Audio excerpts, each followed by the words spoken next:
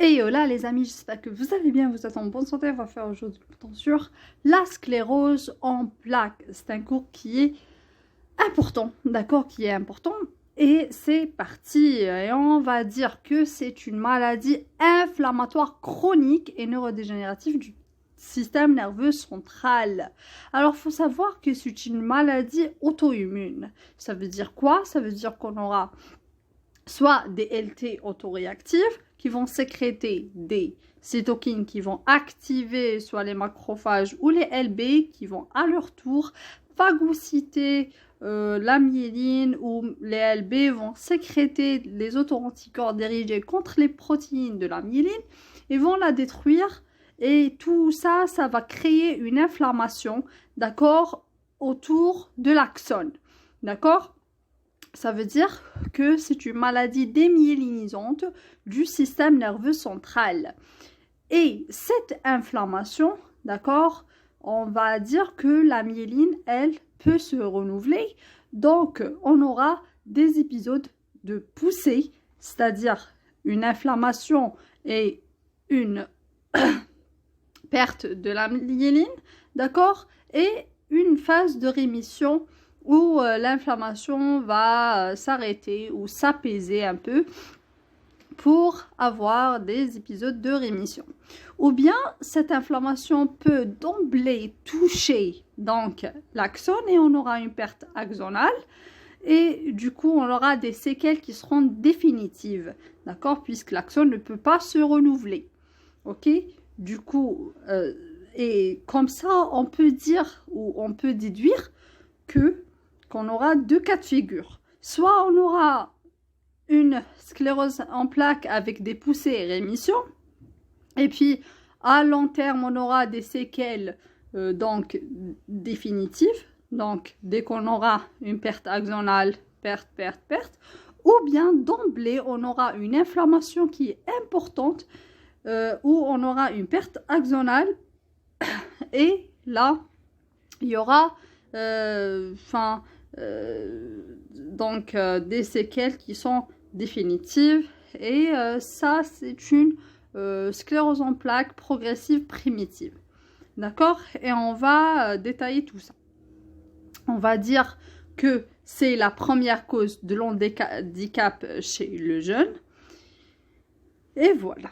Donc ça c'est en introduction et ça c'est vraiment pratiquement le cours. Et puis vous savez bien qu'elle va toucher n'importe quel nerf du système nerveux central. Du coup, si ça va toucher le cortex moteur, on aura des signes moteurs qui sont en premier plan.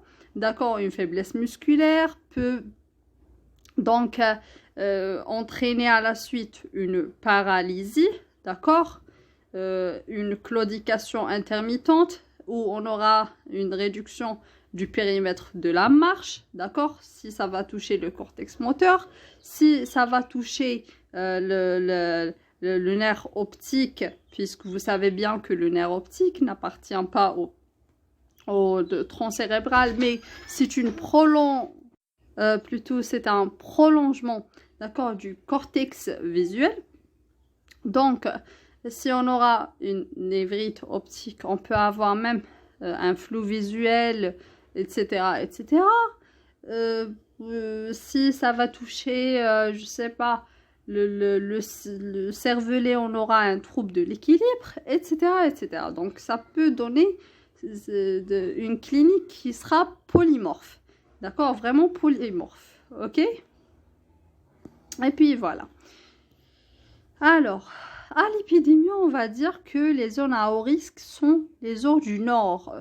D'accord, l'Europe, l'Amérique, etc. On va dire que l'Algérie, elle est de moyenne à haute indemnicité. D'accord, c'est ça. On va dire que les Blancs sont les plus touchés. L'âge moyen est entre 20 et 40 ans. Mais ça n'empêche pas qu'on peut trouver des formes plus jeunes, donc inférieures à 18 ans. Ok, ça prédomine chez les femmes. C'est une maladie qui est multifactorielle, donc on n'a pas un seul facteur incriminé, d'accord? On va dire qu'il y a la génétique, une prédisposition génétique, puisque quand on avait étudié ça dans des familles où chez les jumeaux, on avait constaté que chez les jumeaux, par exemple, homozygotes, où il y aura pratiquement, bon, chez pratiquement, mais il y a des gènes qui sont similaires, d'accord, plus que dans la fratrie. On avait constaté qu'il y a 25% qui ont la même maladie, d'accord, fratrie 4%, donc on a incriminé des facteurs génétiques. La migration, donc on avait remarqué qu'il y a ce facteur, d'accord, où il y aura un plus gros risque ou un plus grand risque dans les zones à haute prévalence, d'accord. Il y a le système HLA. Et on avait démontré que chez les blancs, il y a le HLA-DR1 et DR2. D'accord? Infectieux, Epstein-Barr virus, la rougeole, autres, hypovitaminose D, le tabac, l'obésité. Donc, c'est une maladie qui est multifactorielle. D'accord? Et non pas, elle n'est pas due à un seul facteur. D'accord? C'est vraiment multifactoriel. La physiopathe, donc maladie démyélinisante auto-immune, je vous ai déjà dit ça, activation dans le sang puis pénétration dans le SNC, en traversant la barrière hématoménagée, donc LT autoréactive, sécrétion des cytokines, activation macrophage, LB, auto-anticorps, destruction de la myéline. Donc la démyélinisation du SNC plus inflammation, ça va donner les poussées de la sclérose en plaques. La dégénérescence axonale à long terme, ça va donner l'handicap durable. D'accord? C'est ça. Ok? La clinique. Bon, je sais pas si je vais vite, mais donc c'est ça. J'ai rien dit en vrai. Je suis en train de répéter les choses. Donc la symptomatologie, elle est multifocale, évoluant par poussée, les signes inauguraux. Donc, comment on peut penser à cette maladie? D'accord, on prend les premiers plans. Donc, si on aura des signes moteurs dans 35 à 40% des cas, donc par exemple une faiblesse musculaire, paralysie, claudication intermittente, réduction du périmètre de la marche, la névrite optique rétrobulbaire, donc elle est retrouvée dans 25% des cas. C'est énorme, d'accord? La névrite optique rétrobulbaire, où il y aura donc, on va rien trouver dans le fond d'œil, d'accord? Mais le patient va vous dire que je vois flou, d'accord? Et j'ai une douleur, d'accord, oculaire. J'ai une douleur oculaire ou rétro-orbitaire. D'accord, on va vous dire que ça fait mal. Ça fait mal aux yeux. Donc voilà, et je vois pas bien. D'accord? Et quand vous allez faire un fond d'œil, vous l'allez trouver normal. Mais ici, il faut savoir que par exemple, dans la névrite optique rétrobulbaire, si ça dure donc 6 mois et ça s'arrête, puis on aura donc dans une période, et puis ça va se répéter, d'accord, plus tard, après une période, on va plutôt penser à une sclérose en plaques, puisqu'il y a cette notion de poussée-rémission, d'accord, poussée-rémission, et ça dure donc en moyenne 6 mois, d'accord, cette poussée. Mais si ça dure et ça ne cède pas, d'accord, il faut penser à autre chose, d'accord, très bien. Les troubles sensitifs, d'accord, les troubles sensitifs subjectifs, par exemple, une paresthésie, d'accord, une douleur névralgique, d'accord, comme la névrite, ok, du trijumeau par exemple, le signe de l'hermite, d'accord, ou le signe de l'hermite, donc qui va nous révéler une atteinte de la moelle, surtout cervicale, d'accord, où on va faire une petite flexion de la cou, du cou plutôt, désolé, du cou, et on aura cette sensation de décharge électrique aux rachis et même aux jambes. Donc là, ça oriente aussi, d'accord, dans 20% des cas. Vous voyez, donc les signes du premier plan, ce sera les signes moteurs. Faiblesse, paralysie, claudication, la névrite optique, dans 25% des cas, douleur rétro-orbitaire, flou et fond d'œil, c'est normal. Troubles sensitifs subjectifs, donc paresthésisme, de l'hermite, etc. D'accord? Une diplopie, dans 5 à 10% des cas. D'accord? Donc une atteinte de l'oculomotricité. Ok? Trouble de l'équilibre aussi. Donc atteinte du cervelet par exemple. Les troubles sphinctériens. Ok? Donc tout ça. C'est moteur, névrite, sensitif, diplopie, équilibre sphinctérien. D'accord? Ça, ce sont les signes inauguraux. Qu'on peut donc penser à cette maladie à travers ces signes. D'accord? Signes moteurs, donc je vous ai déjà dit, allant de la faiblesse musculaire à une tétraplégie, claudication intermittente avec réduction du périmètre de marche, examen clinique, déficit moteur, hypertonie spastique, hyperréflexie des réflexes ostéotendineux, Babinski, donc le syndrome pyramidal, quoi, d'accord? C'est ça. Visuel, la névrite optique rétro-bulbaire, inaugurale de la maladie dans 25% des cas, baisse rapide de l'acuité visuelle, flou visuel, scotum central. Scotum central, ça veut dire que c'est un point aveugle. D'accord? Point aveugle central. D'accord? Il va vous dire que voilà le champ, je sais pas, le champ visuel. Et là, il voit un noir, comme un point noir. D'accord? C'est ça. Et puis, qu'est-ce qu'on aura? Dyschromatopsie. D'accord? Douleur oculaire ou rétro-orbitaire spontanée, accentuée par des mouvements externes de l'œil, pression exercée sur le globe oculaire, le fond d'œil est normal, évolution favorable. Favorable, ça veut dire quoi? Ça veut dire que la névrite تكون غير في البoussée, في la période de poussée. Et puis dès que l'inflammation cède, etc., تروح يعاود يولي يشوف normal. D'accord? Ça s'arrête, ça se guérit. D'accord? C'est ça. Ok? D'accord? J'allais chercher donc la dyschromatopsie. Donc on va pas voir les couleurs. C'est l'incapacité à déterminer la couleur.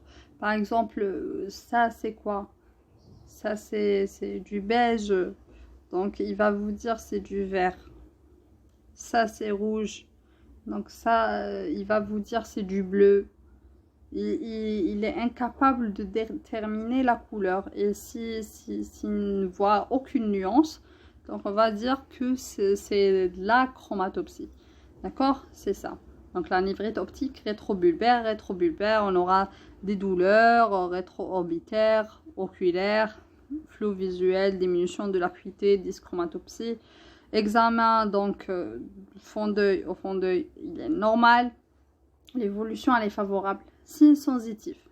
Signes sensitifs, donc la paresthésie, donc aux membres, la face, le tronc, dysesthésie, brûlure, picotement, fourmillement, engourdissement, etc. Il va sentir ça. Signe de l'hermite, très évocateur. Très évocateur, mais non pathognomonique. Des charges électriques au niveau du rachis et des membres lors de la flexion de la tête. Atteinte de la moelle cervicale, je vous ai déjà dit ça. D'accord? La tête et une flexion du cou. D'accord? Donc, voilà. Ça, c'est un patient. Donc, voilà. Et une flexion. T'as le cou. va sentir cette décharge électrique. Et puis voilà. Très bien. Douleur névralgique au cours de l'évolution, examen apalesthésie, ataxie, syndrome Burke, etc. etc. D'accord? Très bien. Donc on est arrêté ici. Normalement, les troubles sensitifs, donc je vous ai déjà parlé de la paresthésie, donc sensation de brûlure, picotement, fourmillement, etc. Signe de l'hermite, il est très évocateur mais non pathognomonique, douleur névralgique, apalesthésie, ataxie, signe de Romberg, etc. Donc il n'y aura pas de sensation de la profondeur, etc., de la tactilité, etc. Voilà. Cérébelleux, statique ou cinétique, les deux peuvent se présenter, d'accord? Très bien. Atteinte le tronc cérébral, trouble moteur, oculomoteur, qui m'a donné, elle a la diplopie aussi, elle est révélatrice, plus fréquente peut-être paroxystique, ophtalmoplégie internucléaire, patati patata. Syndrome vestibulaire, le nystagmus, etc. Atteinte du trijumeau, autre noyau du tronc cérébral, paralysie faciale, périphérique ou centrale. Troubles génito-sphinctériens, dysurie, miction impérieuse, troubles sexuels, impuissance, frigidité, etc. Troubles thymiques, euphorie, dépression, suicide, rire, pleurs, spasmodiques. Donc tout ça. Anomalie thymique, ça, ce sont les troubles pseudo-bulbaires, d'accord? Rire et pleurs, spasmodiques, etc.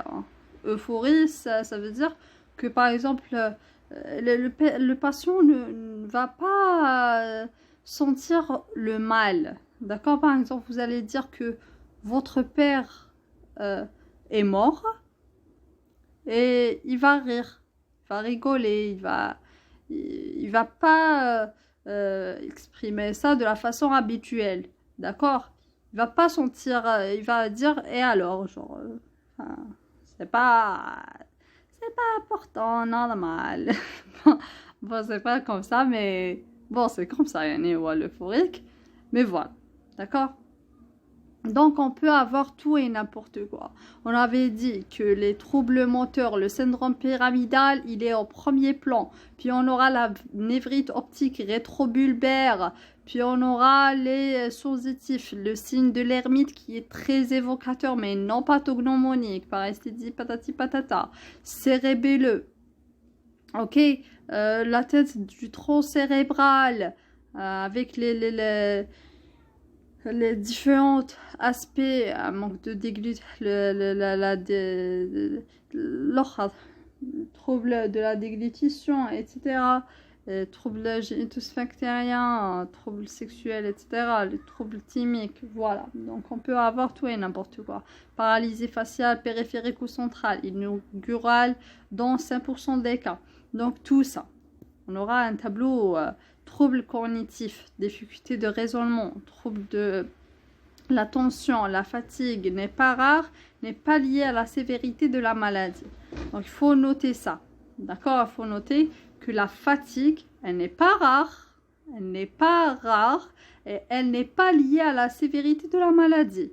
D'accord? Donc le patient va vous dire que voilà, je sens une fatigue. D'accord?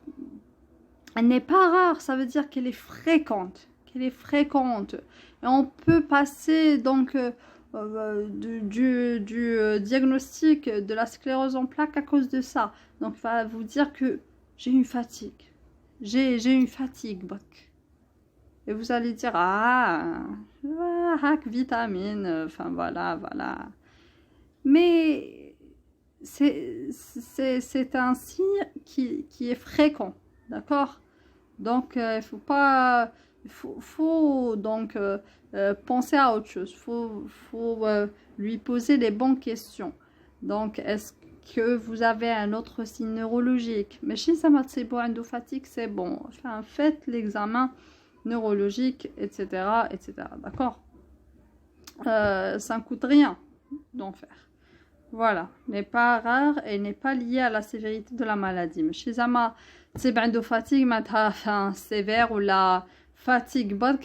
Donc, les examens complémentaires, en premier lieu, ça sera l'IRM. D'accord, l'IRM, il est très, très, très important.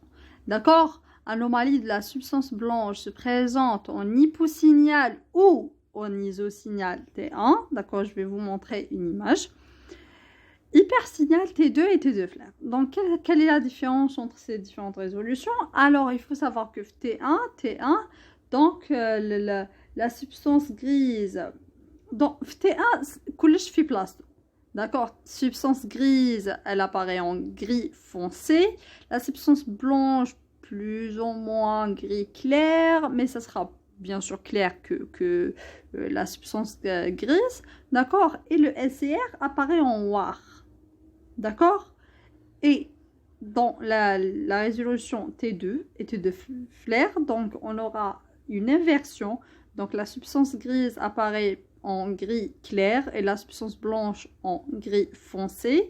Mais la différence entre T2 et T2 flair, c'est que T2, le LCR, il est blanc.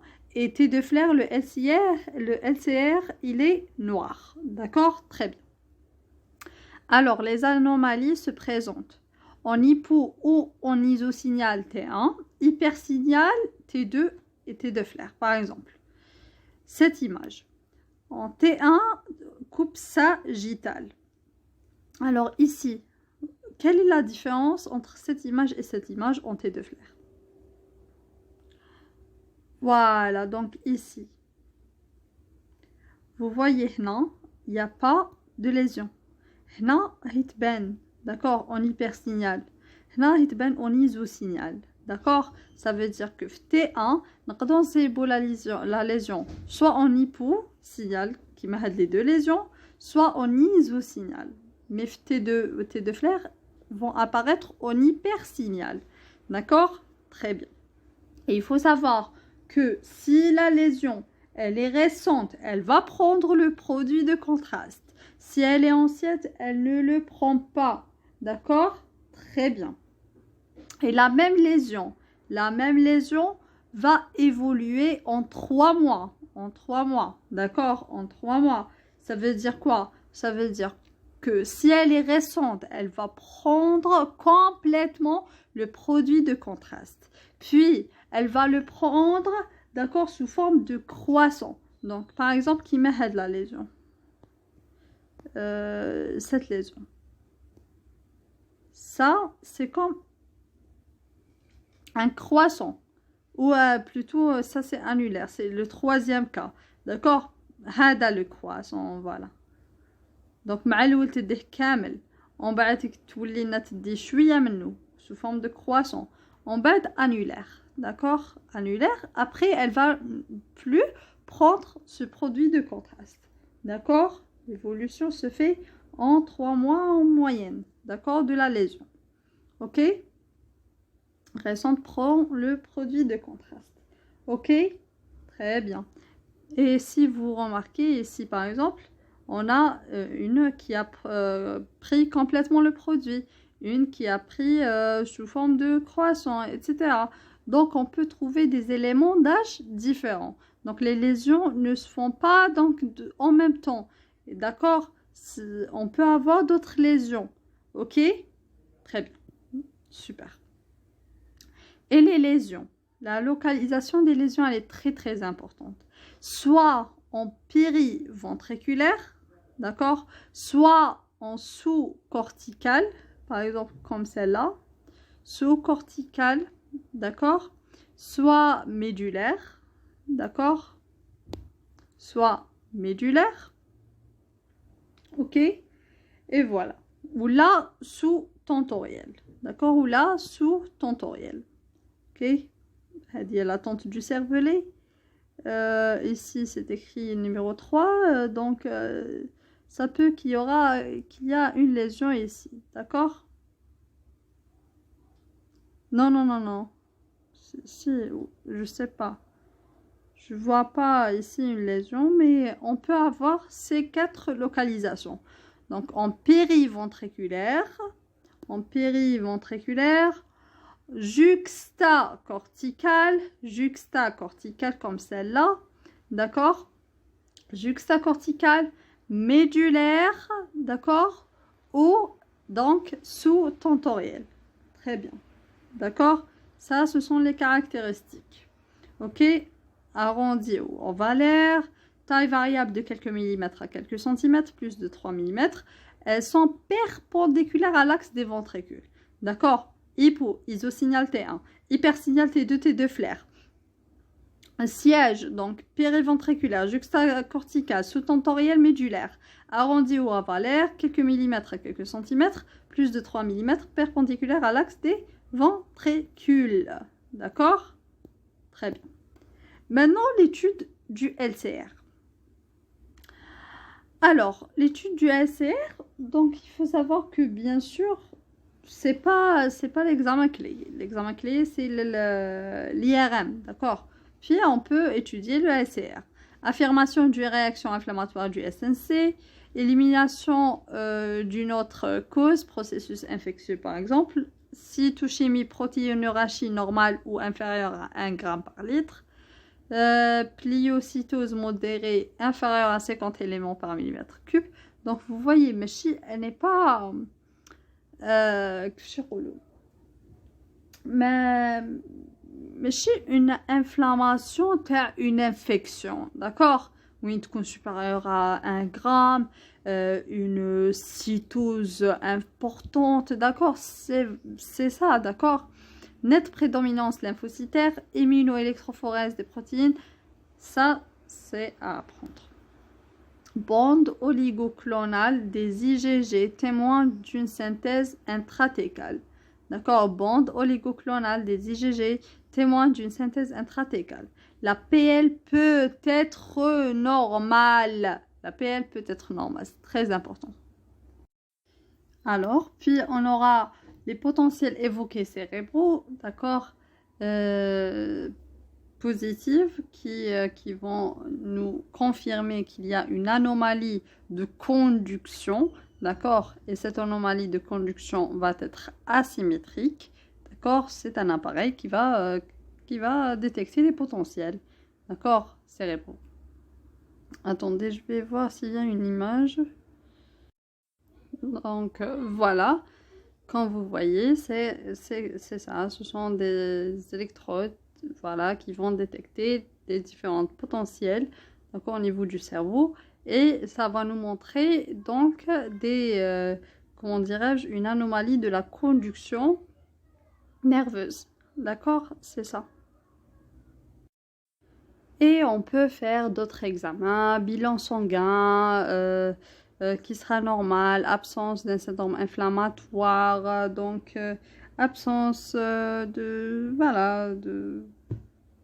syndrome inflammatoire, il n'y a pas d'élévation de la CRP, VS ou quelque chose comme ça, d'accord? Très bien. Ok, puisqu'il y aura les diagnostics différentiels qui sont les maladies systémiques. Donc récapitulons un peu. Donc l'IRM, ça apparaît en hypo ou en isosignal T1, hypersignal T2, T2 flair. Les localisations, donc périventriculaires, sous-corticales, sous-tentorielles et médulaires, arrondi ovalaire, quelques millimètres, quelques centimètres supérieurs à 3 mm. Voilà, et puis le LCR donc va nous montrer une petite réaction inflammatoire au système nerveux central, mais ça reste qu'on peut trouver une PL qui sera normale. Et à l'immunoélectrophorèse des protéines, on va trouver une bande oligoclonale des IgG témoins d'une synthèse donc intrathécale. Les PEV sont positifs, témoignant une anomalie de la conduction, et les bilans sanguins, inflammatoires sanguins, etc. sont négatifs, ce qui va écarter une maladie systémique. Ok, diagnostic positif. Donc il faut savoir que c'est un diagnostic d'élimination plus qu'un diagnostic positif. D'accord? Ok, il y a des critères qui peuvent nous orienter, par exemple l'âge du début, entre 20 et 40 ans, prédominance féminine, absence de syndrome inflammatoire systémique, dissémination dans le temps et de l'espace et dans l'espace des lésions, inflammation chronique du SNC, etc. D'accord? Mais ça reste que c'est un diagnostic d'élimination. D'accord? Il y a les différents critères de McDonald's, d'accord, en 2017. Ok? Voilà. Et je vous laisse ça à lire et tout. Donc voilà. Les formes cliniques. Forme rémitante. Forme rémitante, ça veut dire quoi? Ça veut dire qu'on aura cette poussée rémission. D'accord? D'accord? Elle est plus fréquente. Évolue par des poussées bien individualisées, laissant ou non des séquelles sans progression de l'handicap entre les poussées. D'emblée, multifocale, dissémination spatiale évolue vers la forme progressive secondaire dans 80% des cas. D'accord, هادي قلناها في الديبي كامل بلي هذيك l'inflammation, la démyélinisation, la myéline peut se renouveler وهكذا تما عندك poussée rémission كنتقيس l'axone دير لك une perte axonale des séquelles définitives تما مع لو طون حتولي لك progressive. D'accord, حتولي تروح vers l'handicap, تروح vers la progression, etc. D'accord. Très bien, mais c'est la forme la plus fréquente. On me dit, parce qu'il y a des poussées rémission. Mais chez d'emblée, تقيس l'axone. D'accord. على هكا شوية ou على حسب les individus. D'accord. Très bien. Poussée. Poussée, c'est l'apparition ou réapparition ou aggravation en l'absence de l'hyperthermie, de symptômes et de signes neurologiques durant donc au moins 24 heures avec régression totale ou partielle. L'intervalle requis entre deux poussées doit être supérieur ou égal à 30 jours. À 30 jours. Donc entre deux poussées, on a 30 jours. La poussée, elle dure en moins 24 heures. En moins 24 heures, on aura soit une apparition d'un autre signe neurologique, soit avec le signe par exemple qui m'a la névrite optique rétrobulbaire par exemple كانت عنده بعد كده راحت ومن بعد عاودت ولات. D'accord, le thématique c'est une réapparition ou aggravation تكون عنده حاجة ما باليش تكون عنده une névralgie du trijumeau par exemple et ça s'accentue ou là un déséquilibre et qui s'accentue, etc. Donc, ou aggravation en absence de l'hyperthermie, ça veut dire que ce n'est pas un syndrome infectieux, de symptômes et de signes neurologiques durant au moins 24 heures. Donc, la poussée, elle dure au moins 24 heures et l'intervalle entre deux poussées, c'est au moins 30 jours. D'accord? Phénomène d'Enthoff est une aggravation transitoire des symptômes lors de l'exercice physique ou à la chaleur. D'accord? Ça n'a rien à voir avec la poussée. ماشي زعما يجيك الباسيون يقول لك على بالك كنت نشوف فلو بصح بالك جريت وليت نشوف فلو كتر. هذه سي اون بوسي تاع السكليروز اون بلاك تما دوكا شحال هكذايا. لا هذايا c'est transitoire. C'est lié à l'exercice physique. D'accord? C'est ça le phénomène d'Enthoff. C'est une aggravation des symptômes qui est liée soit à l'exercice physique ou là à la chaleur. D'accord? La ضربتني سخانة ولات نتوجع كتر وكتر. هي لا. C'est le phénomène d'Enthoff. Ok? C'est pas une poussée. هكذا. Très bien. Donc, la poussée, elle dure au moins 24 heures. L'intervalle entre deux poussées est au moins de 30 jours. Et le phénomène d'Enthoff, c'est l'aggravation des signes neurologiques suite à un exercice physique ou à la chaleur. D'accord? La forme rémitante de la sclérose en plaques, les filles à poussée rémission, elle est la plus fréquente. Et ça va évoluer vers la forme progressive secondaire dans 80% des cas. D'accord? Très bien. Donc, la CEP progressive secondaire. Évolution progressive du déficit neurologique après une phase rémitante. Très bien. Donc, on s'est arrêté ici. Donc, il y a les CEP progressifs secondaires, il y a les CEP progressifs primaires. Ça veut dire que c'est une forme progressive d'emblée. Comme je vous ai déjà dit ça, et redit, donc c'est la même chose, d'accord? Physiopathie secondaire, la phase inflammatoire de la maladie n'est plus déterminante. La perte cellulaire devient prépondérante. Voilà, c'est ça. Voilà, sa prévention est l'objectif thérapeutique le plus important à la CEP progressive secondaire. Donc, on avait vu les formes cliniques. Donc, il y a la forme rémitante, d'accord, poussée-rémission, qui peut évoluer vers la CEP progressive secondaire, d'accord, ou bien on aura une progressive primaire, d'accord, d'emblée, ok, sans pousser, d'accord, la maladie évolue progressivement, traitement plus difficile, bien sûr, handicap évolue sans poussée individualisable. D'accord? Et il n'y a pas de rémission. Il n'y a pas. Ok? C'est progressive avec poussée. Donc, sur un fond de progression, des poussées peuvent survenir. Par exemple, Zama, je vous donne un exemple. Zama, يدك راهي تحرقك وتزيد تجوز عليها كشعفسة هكذايا تولي توجعك. Donc, sur un fond douloureux, زدت kiff. Sur un fond de progression, جاو des poussées. Ok, forme évolutive de la CEP, c'est-à-dire forme rémitante, donc poussée, rémission, poussée, rémission, poussée, rémission, poussée. Et les poussées, si vous remarquez, c'est pas la même amplitude. Hein? Donc voilà, et on traite une éventuelle infection à cause des troubles sphinctériens, d'accord, qui peuvent causer une infection. Et à noter que ces troubles sphinctériens sont tardifs, hein, sont pas précoces. D'accord, la précocité, c'est beau, un déficit moteur, syndrome pyramidal, trouble d'équilibre, d'accord, etc. Une diplopie, ok, mais pas des troubles sphinctériens, donc sont tardives, ok, même voire après 10 ans. Associé à un régime donc DSOD, pauvre en sucre, ok, à cause des corticoïdes, d'accord, on utilise beaucoup plus les glucocorticoïdes. D'accord, surveillance de la tension artérielle, tolérance digestive et psychique, etc. Et pour le traitement de fond, donc il repose...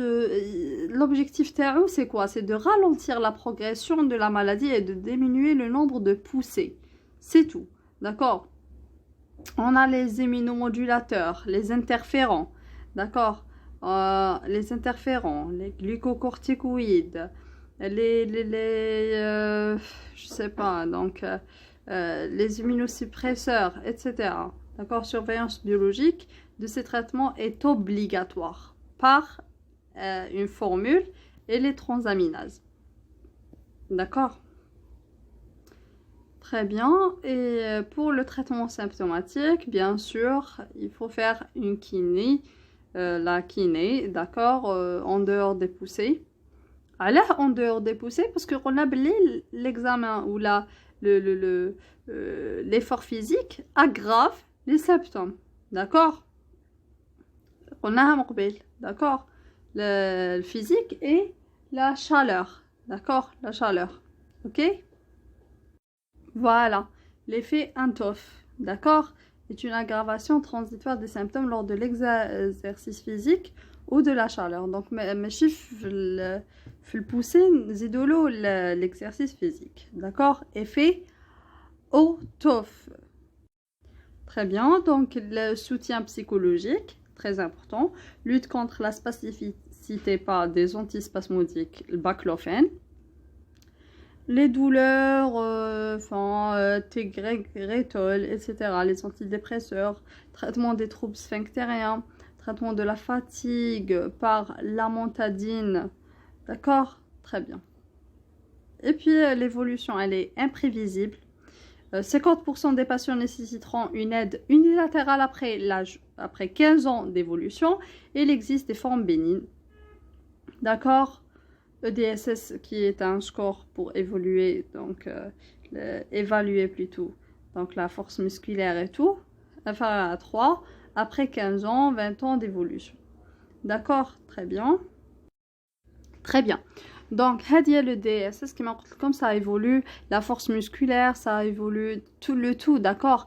L'incapacité donc de ce patient à avoir une fonction motrice normale, d'accord? Même la coordination, le tout, d'accord? Ça évolue, ça évalue. Désolée. Ça évalue ça. Et il faut savoir que elle part de 0 à 10. D'accord? Donc, si le patient est à 6, voire à 7, on ne peut rien faire. D'accord? On ne le traite pas. Il y a des cas où on ne le traite pas.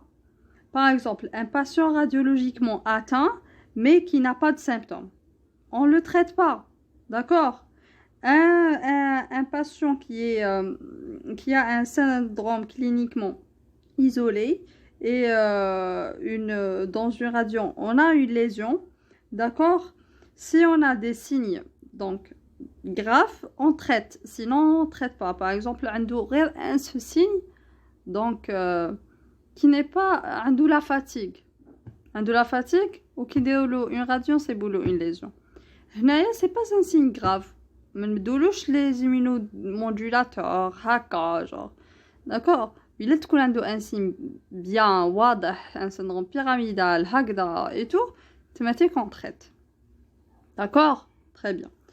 Donc, c'est ça pour le DSS aussi. Donc, inférieur à 3, c'est bénin. D'accord? Ok? Ce qu'il faut retenir, bien sûr, je sais que tout le monde va zapper cette partie, mais bon. La sclérose en plaques est une maladie inflammatoire démyélinisante chronique du SNC, touche surtout l'adulte jeune, le sexe féminin, étiologie facteurs endogènes génétiques, facteurs exogènes environnementaux, inflammation focale, plaques poussées, dégénérescence diffuse, atrophie, progression, manifestation initiale surtout motrice.